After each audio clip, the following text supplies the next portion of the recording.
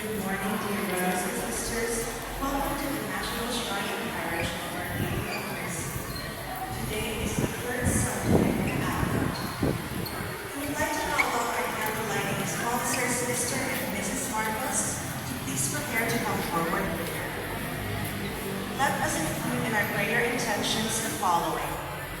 Thanksgiving Mass in honor of Santa Monica, offered by William Castelmeno, Balon family, Valentin, Gretchen, Ginalyn, Philomena, for healing. Leo Malvas, Rojas and Vidal family, Abelenosa family, the Los Santos family. Thanksgiving for the gift of life, Anaya Reyes. Special intentions from NSPOLM family, Hidaya and family,